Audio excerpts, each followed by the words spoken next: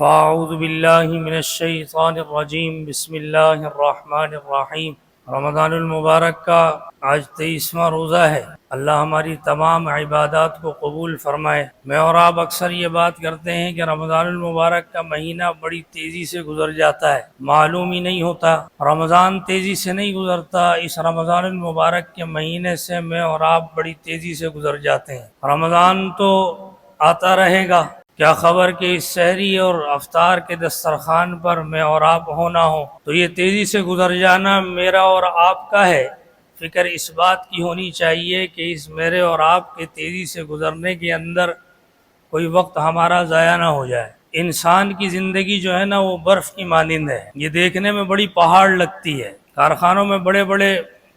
برف کے بلاک بنتے ہیں نا، یہ دیکھنے میں بڑے پہاڑ کی طرح لگتے ہیں، 6 فٹ۔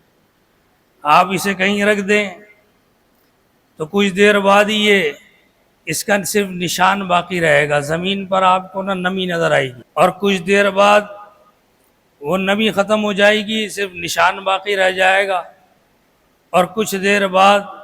وہ نشان بھی باقی نہیں رہے گا۔ تو انسان کی زندگی ایسے ہی ہے کہ دیکھنے میں تو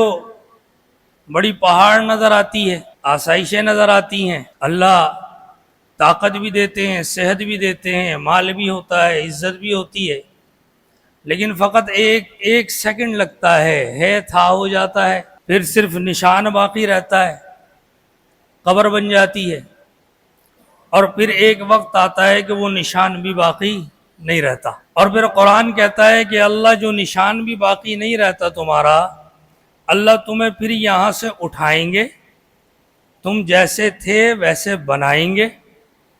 اور پھر اللہ اپنے سامنے کھڑا فرمائیں گے اور تم سے ہر ایک ذرے کا حساب لیں گے۔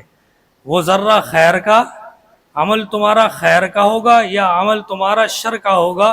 اللہ اس ہر ایک ذرے کا حساب لیں گے۔ یہ لفظ ایک لفظ بہت بڑا ہے اور ذرہ بہت چھوٹا ہے، یعنی ہر ایک لمحے کا یا لمحے کے 1000ویں حصے کا سمجھ لیں کہ ایک لمحے کے 1000ویں حصے کا بھی اللہ حساب لیں گے، تو نشان بھی باقی نہیں رہے گا، اور پھر اللہ اس کو دوبارہ بنائیں گے اور پھر اس سے حساب لیں گے۔ اس بات کو جب بندہ اس کو سوچتا ہے تو ایک عجیب خوف کی کیفیت ہوتی ہے کہ زندگی میں اتنی جو کوتاہیاں، نااہلیاں، اور اللہ اس کا حساب لیں گے۔ لیکن قربان جناب محمد رسول اللہ صلی اللہ علیہ وسلم پر ہمارا سب کچھ، کہ آپ علیہ الصلوۃ والسلام نے امت کو جو اعمال بتائے نا، جب ان اعمال کے بارے میں انسان پڑھتا اور سنتا ہے تو دل کو ایک قرار اور سکون آ جاتا ہے۔ یہ اتنی بڑی آزمائش تو ہے کہ اللہ ہر ذرے کا حساب لیں گے، لیکن مالک الملک نے احسان بہت فرمایا ہے۔ تو بے شمار احسانات میں سے ایک احسان جو جناب محمد رسول اللہ صلی اللہ علیہ وسلم نے آپ نے فرمایا، جو نفل نمازوں میں بڑی عظیم الشان نماز ہے، اپنے چچا حضرت عباس رضی اللہ تعالی عنہ سے فرمایا کہ میں آپ کو ایک بہترین ہدیہ نہ دوں، بہترین ایک عمل نہ بتاؤں کہ جس کو کرنے سے انسان کے تمام گناہوں کو اللہ معاف فرما دیتا ہے، تمام گناہوں، تمام گناہ اللہ معاف فرما دیتے ہیں،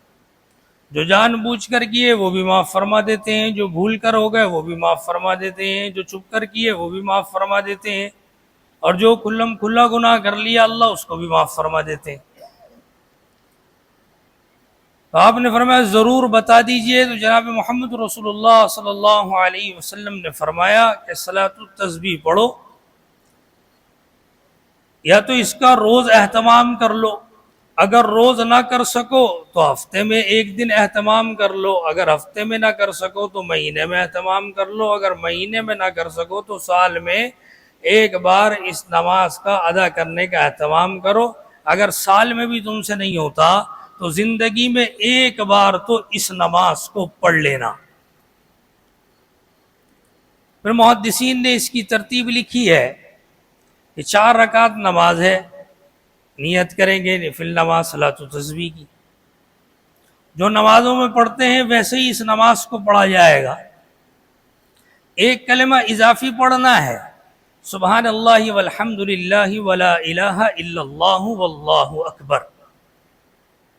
اس کی ترتیب یوں ہے، دو روایتیں ہیں۔ پہلی روایت یہ ہے کہ آپ جب نماز کو شروع کریں تو سورہ فاتحہ، قیام میں سورہ فاتحہ اور سورت کے بعد تلاوت کر لینے کے بعد 15 مرتبہ اس کو پڑھ لیا جائے، پھر رکوع میں جائیں 10 مرتبہ پڑھ لیا جائے، پھر رکوع سے کھڑے ہوں سمیع اللہ لمن حمیدہ تسبیح پڑھ لینے کے بعد پھر 10 مرتبہ پڑھ لیا جائے، پھر سجدے میں جائیں 10 مرتبہ اس کو پڑھ لیا جائے تسبیح پڑھنے کے بعد، پھر سجدے سے جب بیٹھیں پھر 10 مرتبہ پڑھ لیا جائے، پھر دوسرے سجدے میں جائیں تو پھر 10 مرتبہ پھر پڑھنا ہے، اور دوسرے سجدے سے پہلی رکعت میں قیام کے لیے جو کھڑے ہوتے ہیں اس سے پہلے بیٹھ کر 10 مرتبہ پھر پڑھ لیں، تو 75